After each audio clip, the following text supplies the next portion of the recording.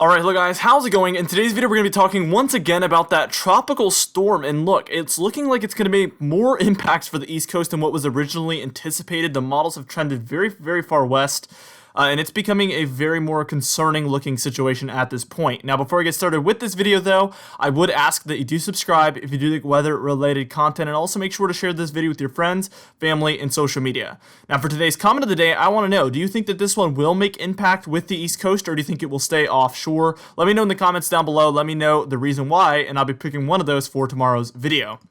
Now, first things first, we're taking a look at our satellite imagery here, and you can see that just offshore of Florida, we do have our tropical disturbance. This is leading to some rainfall and wind for Florida currently, but it is nowhere near as intense as it will become. So now let's go ahead and take a look at that actual low pressure location, and you can see it is just offshore of Florida, like I said before. And now we're taking a look at our spaghetti models from yesterday, which is what I showed in yesterday's video, and you can see well offshore was pretty much the consensus here from all of the models. But let's go ahead and take a look at today's model runs and take a look at that.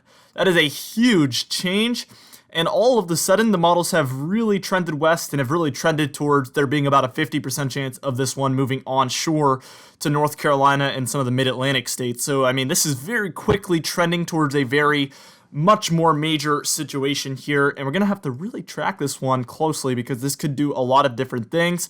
We're about to move on, and what we're going to do is we're going to take a look at the GEFS tracks in the spaghetti models and how they've changed, look at the intensity guidance, and then we'll take a little look at what NOAA has to say as far as their predictions for what this storm is going to do.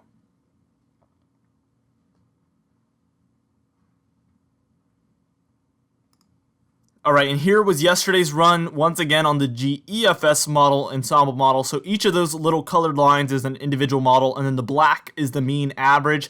So this was yesterday's, like I said before. Let's go ahead and take a look at today's, and look at that. The mean average has it going onshore to North Carolina and also heading towards New Jersey and then inland. So all of a sudden, this is looking like a very major situation for a lot of regions here. So we're going to have to really track this one, like I said, because, I mean, very impactful track right there. It's going to move offshore briefly and then maybe hit North Carolina in the coming days. So let's go ahead and look at that intensity guidance, because this is going to be important as well. How strong will this storm actually get? And this hasn't changed a lot at all. All of the models are pretty much in agreement here that we're going to be dealing with about a mid-range tropical storm, somewhere between 40 and 60 knot winds, and then pretty much taper off after it hits land or heads further and further north, obviously. Alright, now we're about to take a look at what NOAA has to say for this tropical disturbance as far as their 2-day graphical outlook, their 5-day as well, and then we're going to start getting into some of the model guidance in just a moment. Alright, now taking a look at their 2-day graphical outlook here, you can see we have an 80% chance of development here just offshore of Florida. That is our low pressure system.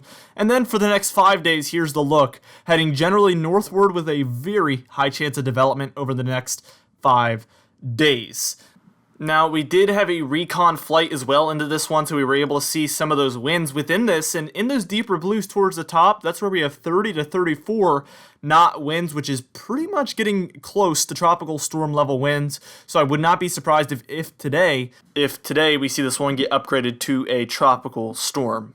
Now also, here's the total rainfall from this one so far as well, and you can see that we actually have dealt with a couple of inches down there for southern Florida. That's pretty much what I was saying for the past few days, that we would see some thunderstorms move onshore and get a lot of rainfall. The Keys even got about 4 inches or more of rainfall, so we did see a lot of moisture head onshore for Florida there. So this one is already a pretty hefty area of thunderstorms and some precipitation that's definitely starting to fall down there for Florida. So let's go ahead and take a look at some of that modeled guidance here, and you can see for the European model just offshore of South Carolina, we do have that low pressure system with a lot of precipitation around it.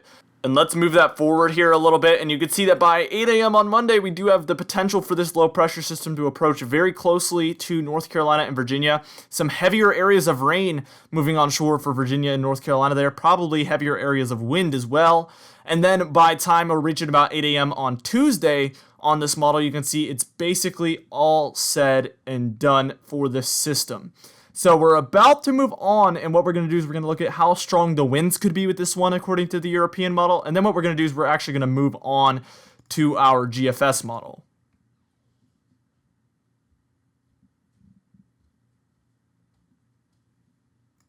All right, and here's those total winds, and you can see that we're going to be dealing in those pinks with about 20 to 30 knot winds, and then in the reds, mostly about 35 to 45 knot winds, and that's definitely where we're going to have tropical storm status there. You can see we have a 996 millibar low pressure system, so a pretty strong low pressure system there as well, and this would actually be bringing some pretty strong winds for the Delmarva, New Jersey, Long Island, and some of southern New England as well. You can see 20 to 30 knot winds for all of those regions. So very interesting to see that very broad area of heavy winds there with this low pressure system from the European model. All right, now taking a look at the GFS model, it's a much different outlook and a much worse outlook here. You can see, again, we're starting at about Monday at 2 a.m. here. You can see it's just offshore of South Carolina again. But by the time we reach about 8 a.m. on Monday, you can see it's actually hitting North Carolina, southern North Carolina, getting a lot of precipitation from this one. And then by the time we're at about 2 p.m. on Monday, you can see the low pressure system is located over North Carolina, bringing heavy rains there for northern North Carolina and southeastern Virginia there. And then eventually it moves up, this is by 2 a.m. on Tuesday, to where it's hitting New Jersey and the Delmarva as well with very heavy precipitation and also some stronger winds as well. This would obviously be a very worst case scenario, like I said before on the GFS here. So what we're going to do is we're about to move on and we're going to take a look at how strong those winds could be here for a lot of these regions here on our GFS model for some of the mid-Atlantic and southeastern states there. And then we're going to move on to our official direct weather outlook.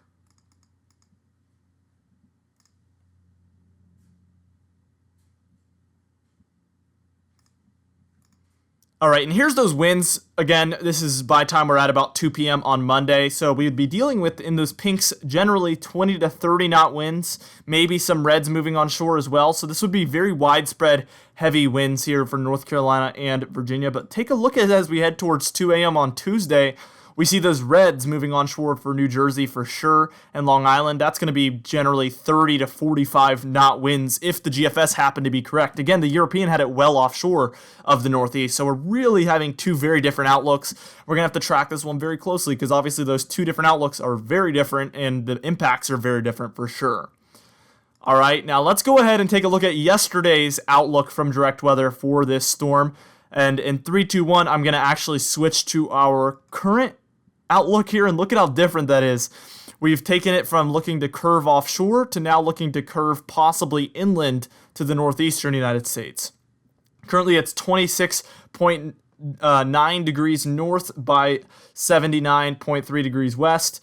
It has 34 mile per hour winds within it, which is very close to being a tropical storm.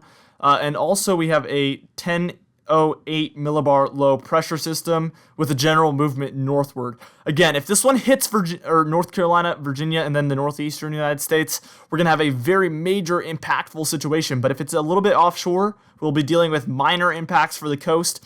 But generally what you should take away from this is we're definitely going to be looking at some minor impacts for the East Coast now, whereas that was kind of a maybe as of yesterday. Now we're generally looking at a good possibility for major impacts along the East Coast and a really good chance for at least minor impacts here along the East Coast.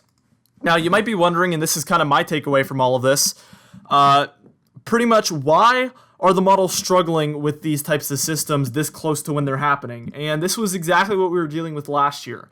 The models have been generally trending in the wrong direction for a long time now. I would say about 3 years. They've been getting worse and worse and worse to where now they are almost borderline useless unless you know how to use them completely correctly. Whereas, back in a few years ago, maybe like 2015 and before, you could use models about 3 or 4 days out and pretty much know what was going to happen. You would have a very good idea of what was to be expected, whether that's a snowstorm, a severe weather outbreak, thunder, or a hurricane. But now it's like even 12 hours before it happens, the models can have a completely different outlook from what's actually going to happen. Let me know in the comments down below if you've made this observation as well. I've been talking about this for about like 6 months now. I've been bringing this up, but it really is bothersome and concerning especially with the rumors that certain technologies would be impacting the modeling accuracy. And I've seen that happen firsthand, that at least I know for a fact that the modeling accuracy has gone downhill recently. Anyway, guys, for today's comment of the day, I asked you guys what are your predictions for the intensity of this tropical storm, and 4Weather said tropical storm is my prediction, and I think that's absolutely going to end up being correct. Anyway, guys, thank you so much for watching this video. Again, be sure to share it with your friends, family, and social media. I will see you guys in the next video.